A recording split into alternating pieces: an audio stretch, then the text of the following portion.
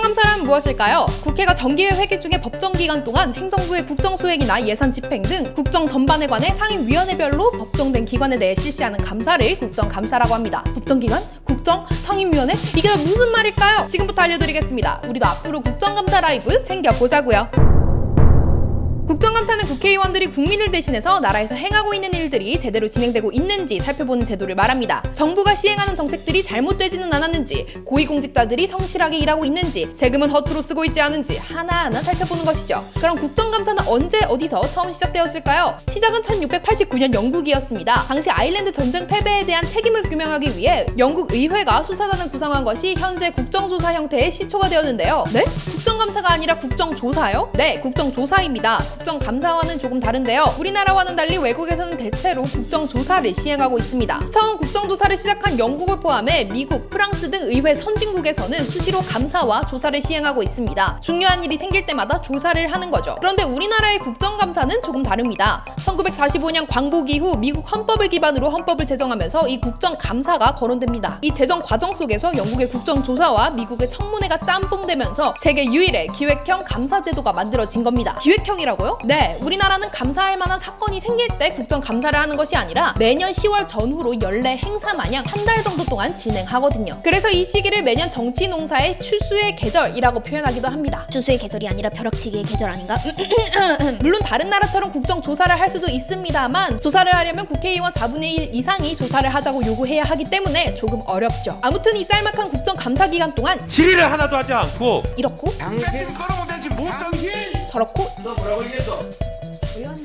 이런 일들이 일어나는데요. 네, 언성이 마구마구 높아지죠? 왜 이렇게까지 하는 걸까요? 할 일이 많거든요. 살펴봐야 하는 것이 말 그대로 국정 전반인 만큼 그 종류가 법, 교육, 외교, 농업 뭐 한두 가지가 아니거든요. 그래서 국회의원마다 전문 분야를 나눠서 조를 짭니다. 마치 조모임? 여기는 법 전문 의원들끼리, 저기는 교육 전문 의원들끼리 이런 식으로 말이죠. 이렇게 나눠진 조들을 각각 상임위원회라고 하는 겁니다. 현재 우리나라 국회에는 총 17개의 상임위원회가 있습니다. 이렇게 각각의 상임위원회들이 자신의 전문 분야에 맞춰서 감사를 할 사람들을 골라서 국정감사장으로 부르는 거죠. 보통은 국가기관과 특별시, 광역시도 등 정부 정책과 관련된 기관의 관계자가 주로 불려오고요. 특히 감사가 필요하다고 판단되는 인물도 부를 수 있습니다. 그렇다면 국회의원들은 아무나 전부 다 국정감사장으로 부를 수 있을까요? 그건 아닙니다. 국정감사의 증인이나 참고인 채택을 하려면 뭔 말입니까? 1화에서도 알려드렸던 교섭단체끼리의 합의가 필수거든요. 즉 교섭단체가 허락한 사람만 부를 수 있다는 거죠. 이렇게 각종 증인과 참고인을 불러 진행되는 국정감사는 공개로 진행하는 것이 원칙입니다. 공개로 진행하는 만큼 효율적으로 진행하기 위해서 감사의 대상이 되는 이들은 이 자리에서 국회의원이 관련 서류를 제출하라고 하거나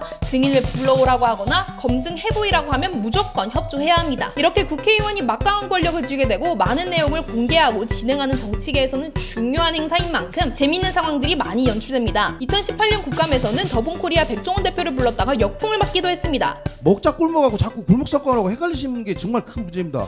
근데 그걸 갖고 자꾸 골목을 파괴한다고 그러니까 제발 좀 골목 상권하고 먹자 골목을 제발 같이 혼돈하시면 큰일 납니다. 이렇게 말이죠. 그리고 짤막한 대화로 인해서 귀한 정치계 짤도 탄생하게 되었죠. 반대로 이런 말도 안 되는 감정 싸움으로 보는 이들까지 참 어이없게 만들기도 합니다. 정신이 있는지 없는데 이 사람이 이 사람이 정말 촉을 나가지고 그렇다면 이번 2020년 국정감사에서는 어떤 이슈들이 다뤄졌을까요? 우선 저번 대환정댓글쇼에서도 다루었던 유승준 입국금지 관련 이슈가 인권위원회 국감에서 다뤄졌는데요. 영구 입국금지와 관련해 재논의가 필요하다는 이야기가 나오기도 했고요. 알맹이 없는 말싸움만 이어져 보는 이들의 눈살에 찌푸리는 일도 있었습니다. 그리고 이런 말싸움 때문에 오히려 중요한 사안이 묻히기도 하는데요. 그래서 우리가 국정감사에 더 많은 관심을 가져야 합니다. 이 사람들이 여기 모여서 무슨 얘기를 어떻게 하고 있는지 자신의 전문 분야에 맞춰 진행하는 만큼 전문 분야를 잘 파악하고 제대로 된 소리를 하고 있는 건지 쓸데없이 말꼬리나 잡고 있지 않은지 잘 살펴봐야 하죠. 네? 그럼 어디 가서 볼 수 있냐고요? 요즘은 유튜브로 생방송도 하고요. 주요 언론사 유튜브 채널에서 이 생방 영상을 다시 보게 할 수 있습니다. 정말 좋은 세상이죠? 그리고 매년 국정감사 시즌이 되면 신문사 홈페이지에서 전용 페이지를 이렇게 만들어서 국정감사 관련 기사들만 모아볼 수 있도록 예쁘게 정렬해둔답니다. 자극적인 말싸움만 모아둔 헤드라인 뉴스를 보는 것보다는 내가 관심 있는 사안에 대해서 하나씩